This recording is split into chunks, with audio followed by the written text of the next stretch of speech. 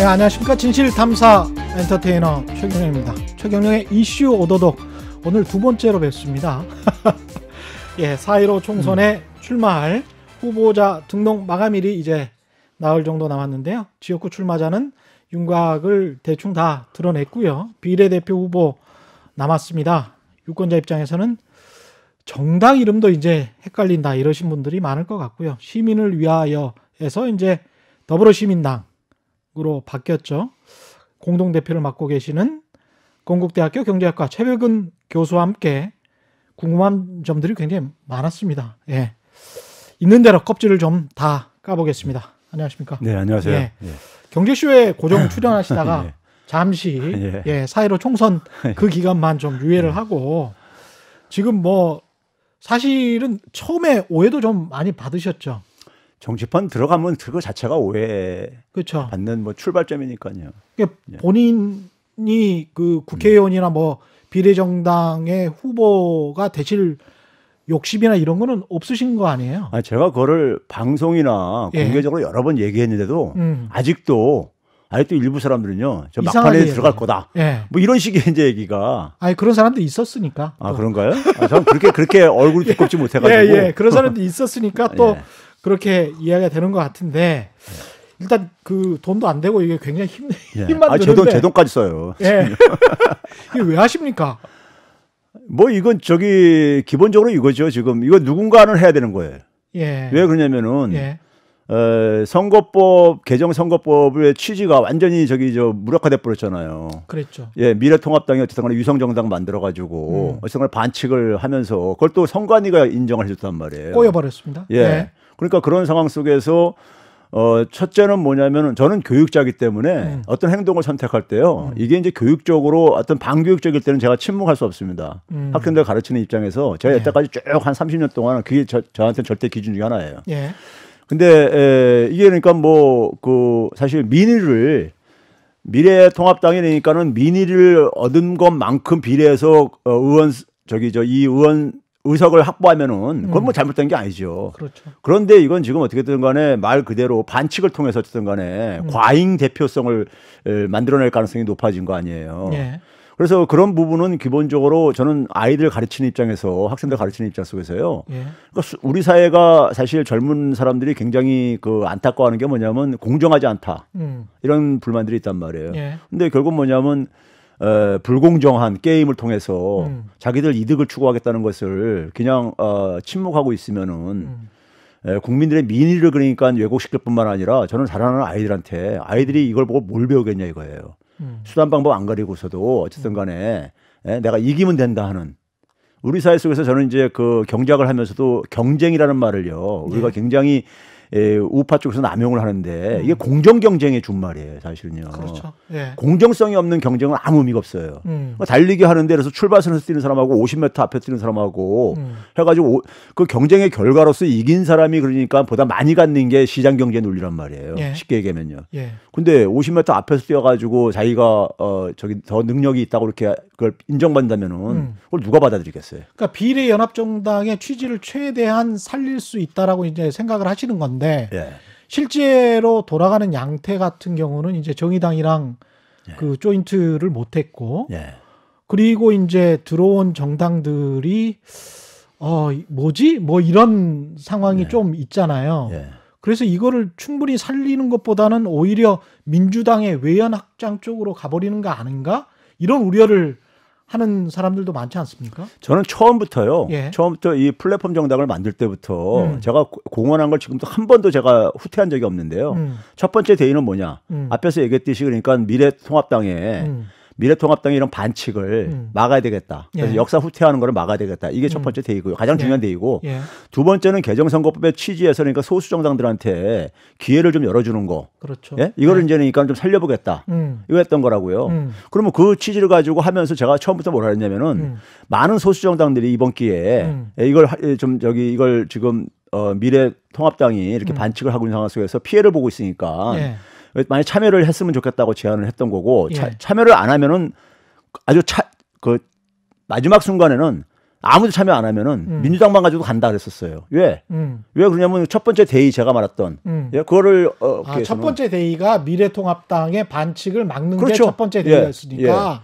왜 그러냐면 미래통합당이 그러니까 우리가 달리기 시합을 하는데 원점에서 뛰는 걸 지 혼자 나갔는데 그거를 이 소위 심판을 해야 되는 선관위가 그걸 인정을 해줬단 말이에요. 반칙도 괜찮아 이러면서. 예. 그러면 게임의 룰이 바뀐 거예요. 게임의 룰이 바뀌었는데 출발선에서 나머지들 다 뛴다면은 그 앞에 있는 사람은 제가 볼 때는요 뒤에 있는 사람들한테 더하면 더머라고 그럴 거예요. 그러니까 네? 한쪽에는 발로 차도 돼 뭐 이러면서 한쪽은 주먹만 써 뭐 이런 식이잖아요. 그래서 제가 이랬었어요. 그 이제 미래통합당 같은 경우는 이제 그러니까 더불어 이제 시민당을 가지고 민주당이 위성정당이냐 이렇게 하면서 뭐 이제 꼼수수나 이렇게 막 공격하잖아요. 근데 제가 그래. 우리가 만약에 그걸 다 인정해서 꼼수라고 하면은 자기들이 만든 미래한국당도 그러니까는 꼼수 아니냐. 그거잖아요. 같은 꼼수잖아요. 그러면은 그렇죠. 제가 그래서 그거를 만약에 해산시키면은 국민들한테 사과하고 해산시키면 우리도 즉각 해산하겠다. 당을 해체하겠다. 서로 간에 그냥 하지 않으면. 그렇죠. 예.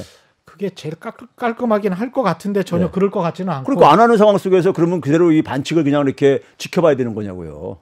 참 어렵습니다. 뭐 어려운 근데 이제 더불어 시민당 같은 경우에 결국은 들어오는 분들, 비례정당 후보가 되는 분들이 그래도 얼마나 소수를 대표할 수 있느냐. 그게 또 관건일 거잖아요. 이렇게 짧은 시간에 이게 됩니까? 저희가 그래서 예를 들어서 그 소수 저는 그 처음 출신할 때부터 이제 더 이상 뭐 얘기를 하고 싶지는 않은데 정의당이 가장 혜택을 보는 저거 구조였었어요. 원래 들어왔으면 가장 혜택을 보는 건데 뭐 정의당이 그러니까 셈법이 다른 생각을 하고 있는지 어쨌든 안 들어오게 됐단 말이에요. 그러면 이제 그 부분을 저희는 살리기 위해서 저는 민주당이 이번에 굉장히 자기들도 방향을 선회하면서 그 어쨌든 국민들한테 지지를 받기 위해서 그래서 두 가지 커다란 양보를 했어요. 첫 번째는 뭐냐면 이제 첫 번째 그랬을 때 뭐냐면 자기들은 후순위를 7석만 배치한다. 정의당이 들어올 때. 후순위로요. 그러니까요. 배수혜진을 치겠다 이거죠. 그다음에 이제 그 이후에 이제 양보를 어디까지 했냐면요. 처음에는 9석을 구했었어요. 원래 민주당 몫이? 민주당 그러니까 1번부터 9번까지 그러니까는 소위 말해서 이쪽 더불어 이쪽에 시민당에다가 시민당에서 이제 소수 정당이라든가 영입하는 사람들 이런 사람들 이제 배치하고 자기들은 10번부터 이제 이렇게 간다 했었어요. 근데 예를 들면 한 16석 정도를 이렇게 봤을 때 16석 정도는 얻을 수 있을 것이다. 그렇게 했을 때 이제 나머지 뒤에 7석을요. 그런데 지금 뭐냐면 1번부터 10번까지 양보했단 말이에요. 하나 더 양보했고요. 더 양보를 했고 거기다가 이제 마지막 단계에 제가 지난주 토요일 날 이제 민주당 관계자한테 전화를 이제 받았어요. 왜냐면 이제 제가 이제 그동안에 녹색당이라든가 미래당이라든가 소수정당 접촉을 다 제가 맡아서 했었어요. 제가 이제 아는 친구들도 많고 그래가지고요. 그런데 이제 그 녹색당을 좀 마지막까지 좀 어쨌든 다시 한번 좀 교섭을 해보고 싶다고 협상을. 그래서 이제 제가 이제 근데 이제 저한테 이제 좀 동의를 받아야 되니까요. 그래서 제가 동의를 해줬어요. 해줘가지고 녹색당한테 의석에 녹색당이 요구했던 것은요. 처음에 요구했던 건 이런 거였었습니다. 그 윤호중 사무총장이 성소수자 문제에 대해서 뭐 발언한 것이잖아요. 근데 그게 뭐 예곡돼 가지고 전달은 됐는데 하여간 그걸 사과하고 그리고 뭐냐면은 윤 총장이 사과하고 윤 총장이요. 그건 뭐 민주당 문제니까는 그리고 사과하고 동시에 뭐냐면 이제 2석을 가는데 한 석은 이제 그러니까 기후환경 후보. 기후환경 관련된 후보. 그다음에 성소수자 후보 이렇게 했어요. 이렇게 했어요. 그러니까 민주당이 받아들이기가 힘든 걸 그려놨어요. 그래서 민주당이 그렇게는 그건 못 받아들인다. 그렇게까지는. 그래서 민주당이 이제 역수정 제안을 했던 것이 2석을 가는데, 2석을 가는데 그러니까 기후환경으로 2석을 이제 성소수자는 아니고 기후환경으로 가자. 그렇게 이제 했을 때 제가 이제 단서를 단 건 뭐냐면은 이거였었어요. 2석을 두 사람한테 기회는 주는데 여기 어쨌든 간에 심사는 통과해야 된다. 심사가 통과 안 되면 한 명이 안 될 수도 있다. 그렇죠. 그거는 뭐 그걸 조건으로 해서 이렇게 했어요. 그리고 이제 민주당에서도 이제 그러니까 성소수자 문제 가지고 뭐 사과를 한다고 했다는데 그렇게 표현한 건 아니고요. 뭐 오해가 있었으면은 뭐 유감 표명 정도 할 걸 검토하겠다. 뭐 이 정도로 이제 그랬었어요. 근데 이제 그거를 녹색당의 협상팀이 그거를 굉장히 그러니까는 좋다고 고맙다고. 그럼 자기들 당내에서 예를 들면 성소수자 문제가 이 비례대표 후보를 6명을 선정을 했는데 6번이었어요. 6이요. 예. 6인데 6위를 그러니까 두 번째로 올릴 수는 없잖아요. 그러니까요. 그렇죠. 예. 예. 그래서 그건 설득할 수 있을 것 같다고 이렇게 했어요. 음. 그리고 자기들은 이번 기회에 어쨌든 간에 기후 환경 문제를 꼭 해간 이걸 반영시키고 싶고 예. 저도 이제 그런 생각했었거든요. 우리 예. 사회가 기후 위기 이 아젠다에 대해서 너무 이제 그러니까 이게 사회 이슈화가 늦었으니까는 이 바이러스 같은 경우도 사실은 기후 환경 이야기 많이 하시는 분들이 있어요. 예, 그러니까요. 예. 우리 뭐 유럽이나 뭐 이런 사회들보다 우리가 굉장히 늦어졌잖아요. 그렇죠. 그래서 저는 예. 그들이 좀 어쨌든 간에 원내에 들어가서 목소리를 좀 내기를 바라는 점에서 제가 그래서 두 사람을 추천하면 어쨌든 간에 우리가 그걸 이제 검증을 하겠다. 이렇게 했어요. 그래서 그걸 그럼 자기들 이제 내부 돌아가서 설득하기 쉬울 거라고. 왜 그러냐면 성소수자 문제는 6번이기 때문에 네. 6번을 2번으로 띄울 수는 없잖아요. 그 내부에 또 이제 갈등이 생길 수밖에 없잖아요. 예. 예? 그래서 그건 설득할 수 있을 것 같다 그랬어요. 음. 근데 돌아가가지고 부결된 거예요. 그러니까 그 당 이미 정체성을 가지고 있는 당에서의 내부 문제도 있고. 아, 그게 가장 커요. 왜 그러냐면요. 제가 이번에 협상을 중간에 하면서 미래당도 그렇고 하면서 합의했다가 번복을 하고 그 한 것이 한 당당 그러니까 평균 한 4-5번씩은 돼요. 그러니까 소수 정당에게 어떻게든 의석을 주고 그 사람들이 국회에 와서 본인들의 목소리를 낼 수 있게 예. 해주는 그 과정에서 그 당 내부에서의 조직의 문제, 예. 그 다음에 후보 선정의 문제, 예. 그것이 민주당의 가치와 충돌하느냐 충돌하지 않느냐의 문제, 예. 이게 얼마나 보편적으로 유권자들에게 전달될 수 있느냐의 문제, 여러 가지가 지금 상치가 되는 게 있을 근데 수가 이제 있겠구나. 마지막으로 어쨌든 간에 협상의 정권을 받고 나온 사람이 예. 요구하는 걸 우리가 수용해가지고 가져갔으면은 그거를 당에서 처리를 해줘야 되는데 그 처리를 못 하더라고요. 근데 그럼에도 불구하고 비례연합 정당으로서 어떤 정말 아까 말씀하신 그 명분대로 가져가려면 예. 어떻게든 소수 정당으로부터 꽤 많은 사람들의 예. 괜찮은 후보가 나와야 되는 건 사실이죠. 그래서 우리가 그 한 것이 뭐냐면요. 그 부분을 예. 그대로 남겨놨어요. 예. 남겨놔가지고 그걸 이제 우리가 어떻게 하고 있냐면요. 어차피 비례 후보라는 것은 각 영역의 전문성들이 가는 거잖아요. 그렇죠. 비례 후보라는 그렇죠. 게. 예. 그래서 우리가 뭐냐면은 지금 저희가 처음에 약속한 게 뭐냐면 우리는 우리 후보 추천 안 한다. 절대. 그걸 지금도 지키고 있다고 생각하는 게요. 아니, 우리 후보라는 게 시민을 위하여. 그러니까요. 예. 시민을 위하여가 자체적으로 당초. 그러니까 이제 예. 그러니까는 이 추천을 안 한다 이거예요. 그걸 지금도 지키고 있는 게 뭐냐면 이번에도 어떻게 했냐면요. 시민사회 각 영역들이요. 예를 들어서 지금 제가 오늘 아침에 뉴스공장에서 얘기를 했기 때문에 권인숙 교수 아시죠? 예. 그분은 이제 여성 인권 이런 부분 속에서 부천. 예. 그러니까 이제 각 영역들 환경, 뭐든 소상공인 예. 이런 각 영역별로 예. 그쪽 단체들한테 추천을 요구했어요. 받아라. 예, 우리는 개입 안 하고 니네들이 추천하는 것을 당신들이 추천하는 걸 가지고 우리는 그 검증만 하겠다.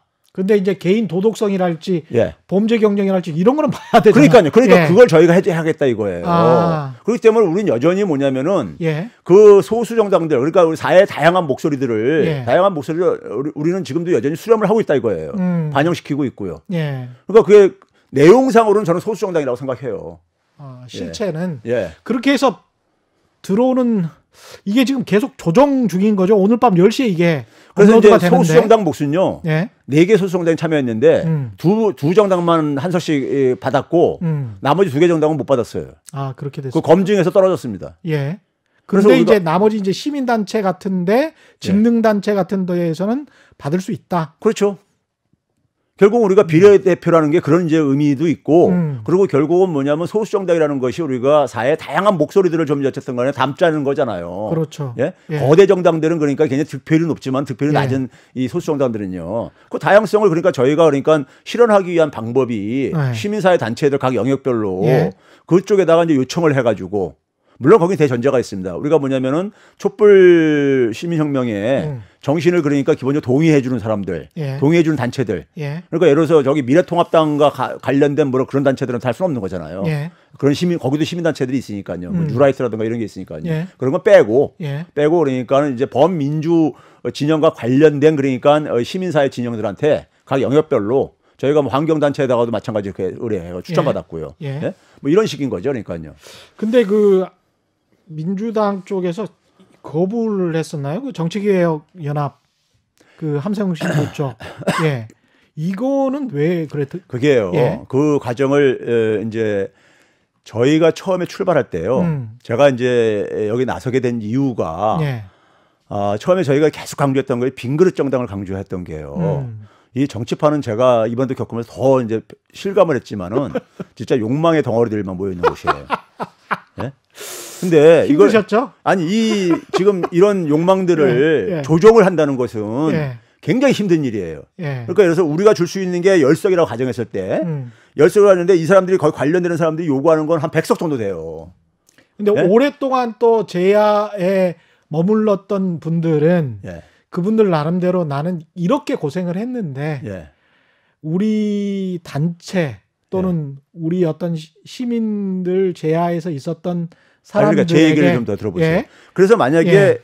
그래서 뭐냐면 그걸 추진하는 사람들은 예. 자기 욕심은 그러니까 가지면 안 된다. 어. 그래야지만 이 작업이 그나마 성사시킬 수 있다. 처음에 예. 우리가 출발할 때요. 예. 정치권에서 다 냉소적이었어요. 이거 성공 못한다. 예. 예? 정치판에 그 사람들 너무 알기 때문에 정치판 논리를요. 근데 이러한 성격을 가지고 하지 않으면은 성공할 수 없다고 봤는데 나머지들에서 추구하는 게 그런 성격이 아니었어요. 다 자기들 정당 만들고 자기들 그러니까 저기 셈법이 있었던 거예요. 그렇겠죠. 그러면 예. 그런 상황 속에서 제가 볼 때는 선택을 그러면 정당들이 선택하는 것은 선택한다면은 우리를 선택할 수밖에 없다고 저는 생각을 했었고요. 예. 그래서 그쪽 우리가 같이 출범을 띄운 다음에 예. 그쪽에 이제 그러니까 실무 그 책임자가 하승수 변호사였어요. 예. 하승수 변호사하고 제가 이제 20년 넘는 이게 인연이 있습니다. 옛날에 같이 시민운동할 때도 같이 하고 그랬었기 때문에 예. 굉장히 관계가 좋아요. 예. 근데 이제 하 변호사한테 연락이 왔어요. 어. 그래서 전화로 제가 이제 먼저 장시간 얘기를 했죠. 그래서 교수님 저희랑 취지가 똑같아요. 그래서 그 다음날 만났어요. 예. 그래서 합의안을 만들었어요. 저기 하승수 변호사가 초안을 잡아가지고 와가지고. 예. 그래서 제가 조금 우리 입장을 좀 반영시키고 해가지고 합의안을 만들었어요. 예. 근데 우리는 제가 가서 통과시켰는데 하 변호사는 그걸 가서 부결받은 거예요. 예. 부결받고 나서 그쪽에서 저희한테 가한 것을 그러면 어떻게 할 거냐 그러니까 각자 가는 수밖에 없다고 그러더라고요. 아. 예, 그러고 나서 그분들은 우리는 계속해서 처음에 약속한 거 가지고 하게 되면 언제든지 합칠 수 있다. 이런 입장인데 그쪽은 저희들한테 거기에 대해서 아무런 반응을 안 하고 간접적으로 들리는 건 같이 못 한다. 그래서 민주당은 또 그러니까 민주당한테만 계속해서 줄을 놓고 예. 다른 소수 정당들을 이제 이렇게 줄을 놓고 하면서 그래가지고 하는데 정치개혁연합이 민주당 쪽에 그렇죠. 거기도 이제 접촉을 하고 그랬죠. 했는데 제가 볼 때는 그쪽은 정당을 만들 수 있는 하부 구조가 없더라고요. 하부 구조가 없고 그러니까 사회 원로들을 이제 업고선 출발을 했는데 아니 시민을 위하여도 하부 구조는 없잖아요. 있죠. 있어요? 예. 우리 2016년부터 이 촛불 시민들이 저희 하부 구조예요. 아. 예. 아니 그렇게 되나? 촛불 시민들이요. 예. 저한테 요청한 거예요. 아. 예? 교수님 좀 나서달라고. 예. 자기들이 저걸 할 테니까 만들 테니까는. 근데 촛불 시민들이 이게 하부 구조라는 게 저는 이제 정당처럼 정당원이랄지 뭐 이렇게 탄탄한 조직 이런 거를 의미했는데 그런 건 없지 않습니까? 그러니까 순수한 시민들이 간 거예요, 진짜 말 그대로요. 근데 그거를 인터넷을 통해서 예. 서로 간에 어떤 가치나 자기들 모임들이 있어요, 지역별로에 다들이요. 그래요? 지금요. 예.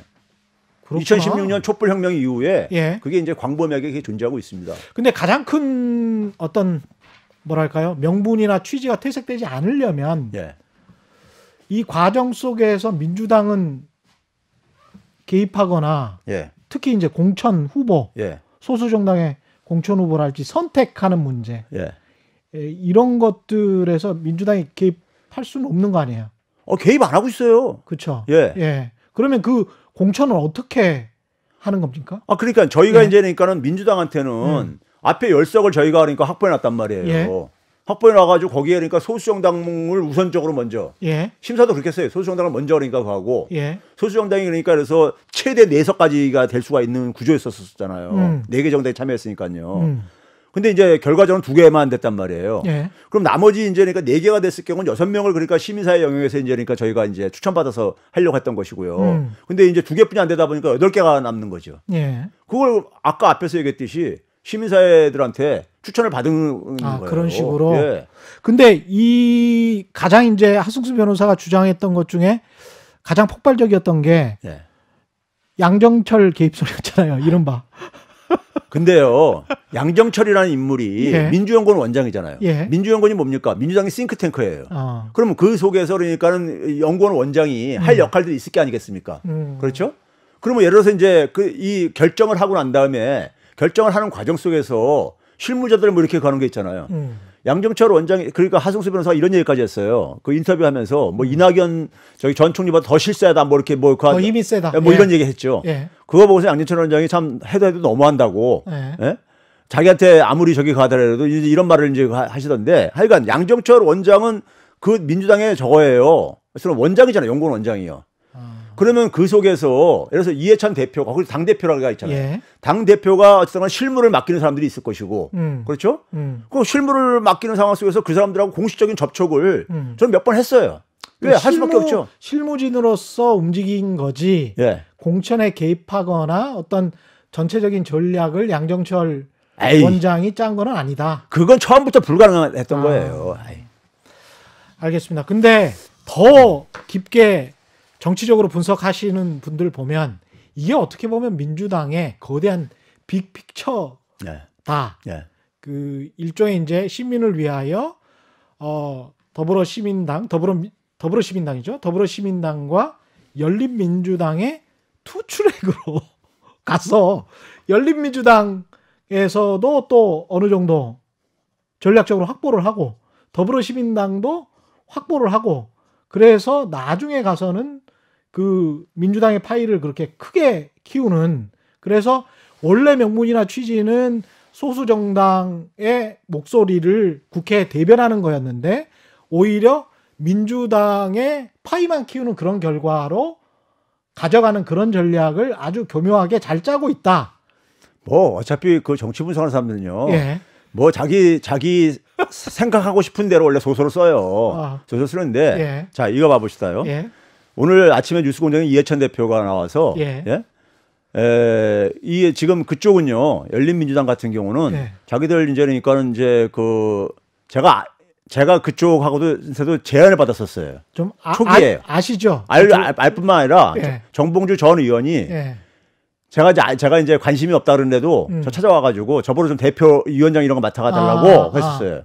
예? 근데 제가 이제 안 한다 그랬죠. 예. 안 하는데 그쪽은 뭐냐면 자기 정당을 만들고 싶은 거예요. 예? 거기는 완전히 독자적인 뭐 예. 생각이 근데 이제 있어요? 그러다 보니까 민주당 예. 당원들이 그걸 우려하다 보니까는 합당할 거다 나중에. 근데 이해찬 대표가 오늘 아침에 뭐냐면 합당한 거 쉽지가 않다. 한번 이게 저기서 국회에 몇 명이 나오게 되면은 예. 그게 굉장히 이해가 복잡해져가지고 쉽지 않다. 그리고 그쪽하고 우리하고는 그러니까 전혀 관계가 없다. 선을 딱 걸었어요 이해찬 대표가요. 예. 예? 선을 그어버렸거든요. 그러면 예를 들어서 지금 이제 민주당 같은 경우는 지금 어떤 입장이냐면요. 그쪽이 많이 당선되면 당선될수록 아무리 이게 시너지 효과를 만든다 하더라도 제한적인 거고 민주당 지지표 가지고 하는 건데 그러네요. 이게 제로섬 게임인 거예요. 그럼 민주당이 뒤에다 후순위 배치했는데 열린민주당이 많이 되게 되면 민주당이 다 떨어지는 거예요. 뒤에가요. 그러네. 예. 그런데 그걸 민주당이 어떻게 그거를 자기 우호부대라고 이렇게 그걸 할 수 있어요. 그거 분석하는 사람들 그분들 내가 머리가 나쁜 거예요. 그러니까요. 굉장히. 그렇구나. 이 정치 이야기 좀 더 하실 거 있으세요? 혹시? 예? 정치 이야기, 경제 이야기로 넘어가야 되는데. 뭐 편하시들 하세요. 제 교수님이랑 제 이제 한마디만 가면요. 예. 제가 이렇게 나서게 된 게 이 그 소위 말해서 이쪽 사람들 자기들 깨시민이라 그러는데 깨어 있는 시민 뭐 이렇게 해 가지고요. 저한테 부탁한 게 이거 하는 게 참 어려운 건데 이거 하려면 국민들한테 어쨌든 신뢰를 좀 이제 이게 줘야 된다. 이 정당 만들게 되면은 사람들이 전부 다 사실을 보고 뭐 복선을 깔고 보고 막 그러는데 그렇죠. 이게 성공하려면은 좀 어쨌든 간에 국민들한테 신뢰를 좀 줄 수 있는 분을 가야 된다. 해서 저하고 이제 우희정 교수를 이제 선택했는데 사실 우희정 교수는 정의당하고 관계가 많은 분이에요. 정의당 이 비례후보 소위 시민심사위원장도 했었고요. 맞습니다. 맞습니다. 예. 정의당하고 거예요. 그러니까 이제 어떻게 보면 그들이 정의당을 끌어가려고 그리고 저 같은 경우 어쨌든 간에 뭐 좋든 싫든 간에 뭐 문재인 정부 뭐 흑기사다 뭐 이런 얘기도 별명이 붙을 정도로 그러다 보니까 그렇죠. 예. 그러니까 이제 그러면 이제 뭐 이 현 정부 지지층들한테는 적어도 교수님 어쨌든 신뢰를 얻을 수 있을 것 같고 그래서 그 절묘하게 그렇게 이제 그분들이 이제 요청을 한 거예요. 그러니까 욕심 없는 분들끼리 두 분이서 그렇죠. 만나서 이제 공동 대표를 하게 된 건데. 예. 그리고 이제 마침 그때 이제 작년 연말부터 여기 여의도에서 어쨌든 간에 맨날 촛불 문화제 하면서 그 당시 이제 그 우희정 교수하고 계속 얘기도 해왔었고요. 사실은요. 걱정을 하면서. 그렇죠. 그런 게 그러다 보니까 자연스럽게 그쪽에서도 이제 알게 되면서 그러면서 이제 저희한테 제안을 했는데 그러니까 제가 이걸 하면서요. 이걸 하면서 사실은 그 제가 이거 뭐 국회 하려고 한다 모르겠지만은 그것도 안 하려고 하는데 그러면 제가 얻는 게 뭐가 있죠? 저는 완전히 희생당하는 거예요. 아까 그렇죠. 앞에서 방송 출연도 못 하고 있죠. 예? 강연도 못 하고 있죠. 예? 예, 봉사하시는 거예요. 그렇죠. 그런데 네. 제 돈까지 해가 초기에 네. 이 비용이 많이 들어가요. 사무실 없고 뭐 하는데. 아, 사무실도 있군요. 그렇죠. 그게 없이 어떻게 해야 되겠어요. 그러면 초기에 어쨌든 간에 자금이 들어가는 거를 우의정교사하고 제가 반반씩 내가 지금 하고 있는 거예요.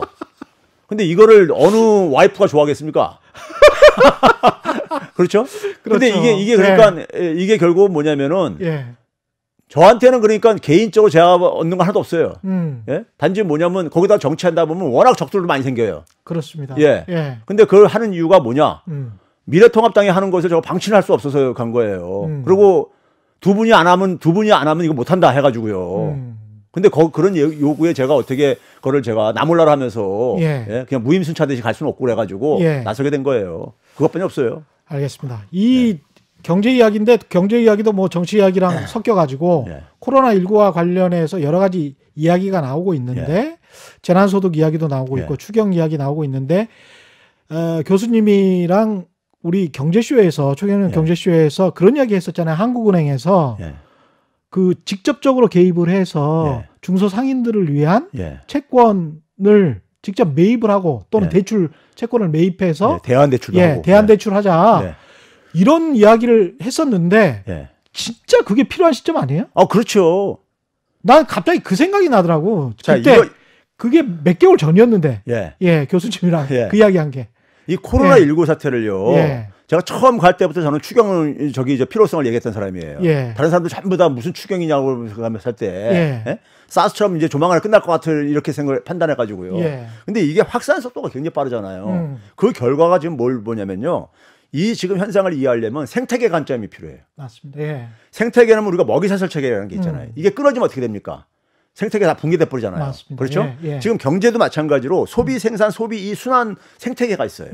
근데 사람들이 활동을 못 하니까는 이게 끊어지는 거예요. 그렇습니다. 끊어지게 되면요. 이게 그러니까 지금 우리가 예를 들어서 금융위기 때와 다른 게 금융위기 때는 은행들이 부실화되지면서 거기다가 새 돈을 투입해 가지고 싹 돌려내면 되는 문제였었는데 지금은 돈이 없어서 문제가 아니란 말이에요. 사람들이 활동을 못 하는 거라고요. 그래서 이게 생태계가 지금 붕괴되는 경제 생태계가 붕괴되는 이런 위험에 있는 거예요. 그럼 붕괴되게 되면은 그 속에서 대량 실업자도 생기고요. 지금 많은 분들이 지금 놓치고 있는 것 중 하나가 지금 금가격이 많이 떨어졌잖아요. 그렇죠. 이게 뭘 보여주는 거냐면요. 안전자산도 떨어져 버렸어요? 그러니까 그게 뭘 의미하는 거냐면 디플레이션 공포예요. 맞습니다. 디플레이션 공포예요. 그러니까 이게 이제 소비가 위축되고 하다 보니까 생산자도 타격 보죠. 그럼 생산자들도 결국 부실화되어져요. 그럼 이게 금융위로도 번질 수도 있고. 그래서 금융시장에서 이게 이 공포가 가끔 증대되는 이유가 아마 내일도 지금 주가 또 폭락할 것 같은데 선물 주가 지수 보니까 오늘도 한 800포인트 이상 떨어졌던데 그럼 이게 거기다가 제로금리 양쪽 하나 다 동원해도 그걸 대책 내놓을 때마다 시장은 계속해서 팔아치우고 앉아있고 이런단 말이에요. 그렇죠. 왜? 그게 해법이 아니라는 얘기죠. 그게 해법이 아니라고 보는 거예요. 그렇습니다. 그럼 결국 뭐냐? 이게 이 코로나 문제는 이게 소위 말해서 보건 문제인 거예요. 그렇습니다. 이거 보건 문제를 해결을 해야 되는 거면 잡히는 거예요. 그렇죠. 그러면 이거 잡힐 때까지 이게 끊어지는 것을 막아야 되는 거예요. 일단은 생태계가 끊어진 고리를 이게 그럼 시장이 이걸 못 연결시키고 있으니까 그렇죠. 정부가 이걸 어쨌든 간에 이어서 유지를 하고 있어야 되는 거예요. 그 중에 약한 고리들이 많으니까. 그렇죠. 그러면 이걸 이어주는 것은 두 가지예요. 자, 이쪽에 소득이 상실되는 사람들 소득 지원해주고, 그다음에 소득이 가능한 이 소비로 연결되게 해줘가지고 이걸 어쨌든 간에 한시적으로 어쨌든 간에 이게 유지가 될 수 있게 해줘야 되는 거예요. 그래서 주요 국가들이 다 돈 지원해주는 이유가 직접적으로 돈을 지원해 주자. 그게 바로 그거예요. 이거 연결시키기 위해서. 지금 뭐냐면 소득 잃어버린 사람도 많이 생기고 그런 상황 속에서는 소위 말해서 소비 연계성 소득을 지원을 해주거나 아니면 실직자들한테는 버티도록 최소한 버틸 수 있도록 그러니까 그냥 방치하게 되면 대량 실업자 나오고요. 소상공인들 다 폐업하고요. 그러면 이거 나중에 있잖아요. 나중에 지나고 난 다음에 이걸 해결하기 위해서는 또 뭐 해야 됩니까? 일자리 대책도 만들어야 되고 그렇죠. 그 사후적 비용이요. 대개가 더 커요. 훨씬 더 커요. 그러네요. 이거 지금 이거 해서 이걸 유지하는 게 훨씬 싸게 먹는 거라고 싸게 가는 거예요. 그래서 제가 미래통합당이 현금 지원하는 거 반대하고 그랬잖아요. 그러니까 초기에 예. 반대를 최고위원회에서 했어요. 예. 그러면서 주 52시간 허용이랄지 뭐 최저임금이랄지 자유시장 경제주의적으로 이거를 풀어야 된다 이런 이야기를 예. 하다가 미국이 천불 지원을 직접 한다라고 트럼프 대통령이 이야기를 하자 그 기조가 이제 확 바뀌거든요. 예, 그러니까 지금도 이제 그런 얘기하는데 뭐 법인세이나 뭐 이런 거 얘기하잖아요. 세금이나요. 법인세 인하는 정말. 근데 예를 들어서 감세를 하게 되면요. 되게 고소득자나 아니면 기업들 중에서도 대기업 혜택을 보는 거예요. 그렇죠? 상대적으로 더 감세를 할 경우에는 사실은 법인세를 못 내는 기업들이 우리나라의 절반입니다. 아니 그건 둘째치고 감세를 하게 되면 최고소득세를 낮추는 거기 때문에 그렇죠. 그러면 그게 혜택을 보는데 지금 뭐냐면 그 사람들은 고소득자들은 돈이 없어서 소비를 못하는 게 아니란 말이에요. 그렇죠. 그럼 감세한다고 해서 이게 지금 이 사람들 더 소비를 해가지고 이게 생태계가 이게 연결되지냐고요. 끊어진 건데 약한 고리가 끊어진 건데. 그렇죠. 지원은 저 위에다가 해주는 거예요. 그 사람들 뭐 소비도 안 하고 오히려 뭐냐면 저축을 다 하죠. 그렇게 생기면요. 그래서 이번에 어쨌든 간에 그 신세동 교수가 거기 참여하면서 자영업자들한테 돈 지원하는 거 이제 그 얘기했잖아요. 그래서 제가 그랬어요. 그거 환영한다. 근데 플러스 뭐냐면은 많은 실직자들, 많은 일자리가 끊어진 사람들, 경제활동 이 사람들까지 확대하자 이거예요. 그리고 이거를 그러니까 선별적으로 하게 되면 비용이 너무 많이 들어요. 과거하고 다른 게 우리가 일부 지자체장들이 무슨 뭐 하위 60% 뭐 이렇게 얘기를 하는데 이건 하위 60% 이거 구분해내는 거 쉽지 않아요. 하위 60%도 월급을 받는 사람들도 있고요. 정규직으로요. 그 사람들은 상대로 덜 타격 받는다고요. 근데 평상시에는 좀 소득이 높았었는데 프리랜서로 하면서 했는데 일자리가 갑자기 끊기는 사람 많다고요. 요새 또 긱 이카노미라 그래가지고 그러니까요. 그 임시적으로 다른 일들을 하는 분들이 많잖아요. 그래서 제가 뭐냐면 일단은 다 지원하고 빨리 지원을 하고 그리고 나서 그걸 해소하는 방법이 있다 이거예요. 고소득자 같은 경우는 예를 들어서 우리가 1년에 한 번씩 세금 신고하잖아요. 그래서 인적공제라는 게 있죠. 제일 먼저 가는 게 인적공제 혜택이 고소득자가 되게 다 많이 받아요. 그렇죠. 그러니까 인적공제를 한시적으로 그러니까 중단시키면은 저소득자는 피해 안 보고 고소득자는 세금을 그걸 다시 더 내게 된단 말이에요. 인적공제 못 받으니까요. 그만큼이요. 이런 여러 가지 방법들이 있다 이거야. 예를 들면요. 나중에 가지고. 정산은 추후에 세금으로 받을 때 다시 할 수 있다. 그게 훨씬 더 나은 방법이 그게 결국 소득을 파악하는 기준이니까. 1년에 지나봤으니까 소득이 얼마만큼 있느냐. 그게 그거잖아. 기준이. 국가로부터 이전 소득이 이만큼이라도 늘었을 테니까. 그렇죠. 그러면 그렇게 해가지고 선별해내는 게 오히려 더 효과적이기 때문에 지금은 다 주고 일단 다 주자 이거예요. 다 주고 빨리 줘야 된다 이거예요. 이게 무너지면 무너질수록 비용이 더 많이 들어가요. 비용 갈수록 준 거예요. 복구하는데 비용. 그러네. 근데 이제 그 기획재정부 지금 추경 이야기도 사실은 기획재정부가 뭐 그렇게 열심히 했다. 뭐 막 적극적이었다. 이렇게 보이지는 않고요. 뭐 국민들 여론이 워낙 안 좋아지니까 이제 좀 돌아선 것 같고 그 현금 직접 지원과 관련해서는 정부는 중앙정부는 지금 미적거리는 모습을 보이는 거예요. 그 다음에 이제 교수님이 몇 달 전부터 주장해 오셨던 한국은행의 직접적인 개입 이거는 아예 논의도 안 되고 있어요. 이거 어떻게 생각하십니까? 아니 지금 첫째 그 중앙정부는요. 아무래도 이제 여당이라든가 중앙정부는 관료가 자기가 활용할 수단인 거잖아요.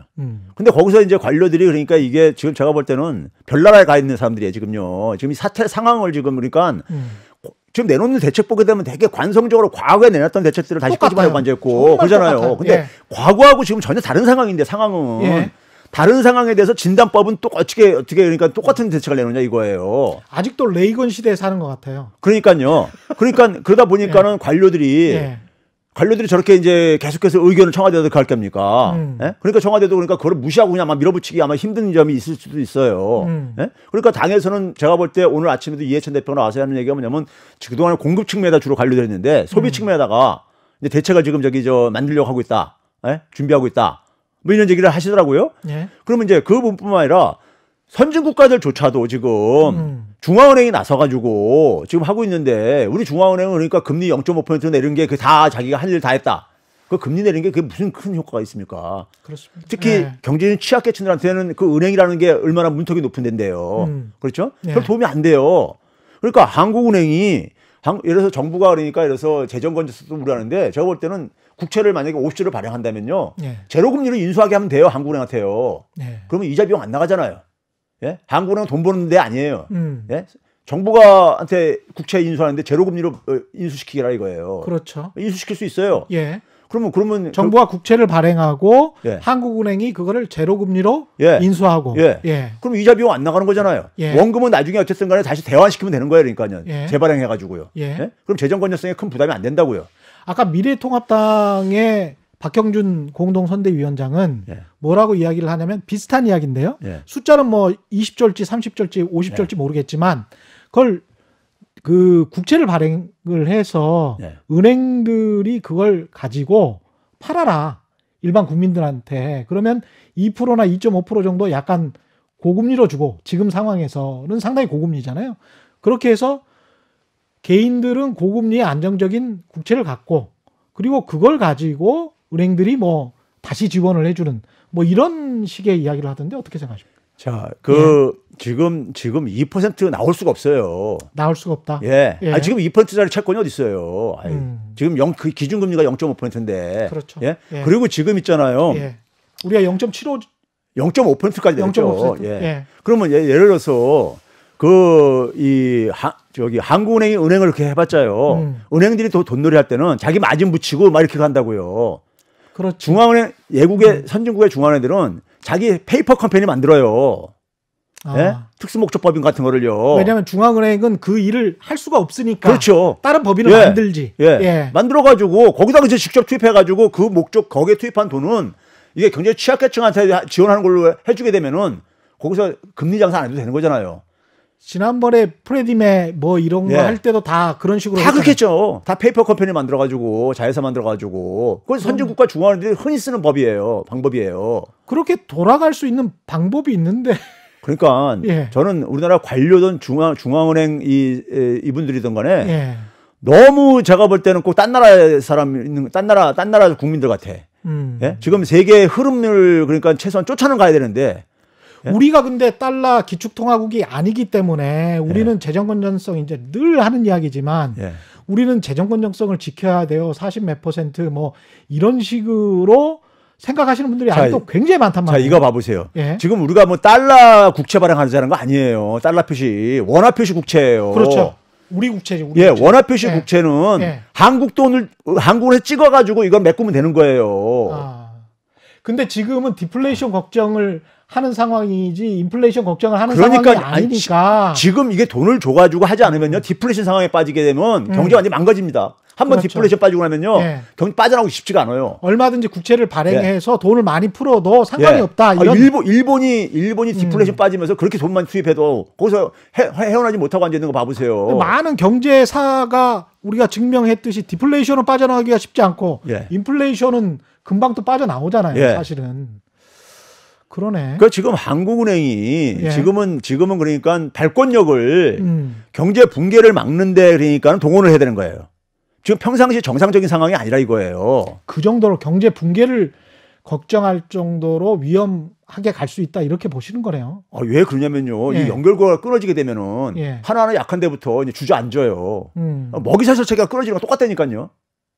먹이사슬 체계가 끊어지는 것처럼. 예. 그래서 이게 무서운 거예요.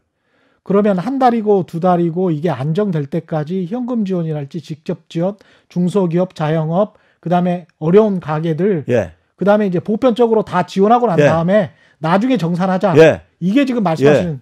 그러니까 이 중소기업, 자영업자들 이게 견딜 수 있게 어쨌든 간에 이게 무너지게 되면은 그러니까 견딜 수 있게 지원을 해주더.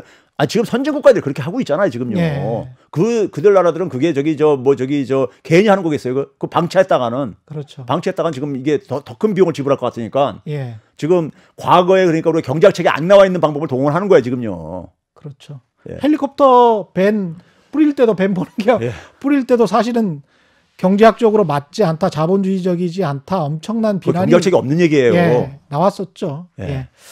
그러니까 그렇습니다. 예. 지식인 전문가들만 예. 지금 과거 시대 살고 있는 거예요. 그렇습니다. 예. 오늘 여기까지 예. 해야겠습니다. 교수님 감사합니다. 네, 최경영의 이슈 오도독, 더불어시민당 공동대표신 건국대학교 최백은 교수와 함께했습니다. 고맙습니다. 네, 감사합니다. 예, 최경영의 이슈 오도독, 단단한 껍질에 쌓여있는 궁금한 이슈를 들고 다음 시간에 다시 돌아오겠습니다. 고맙습니다.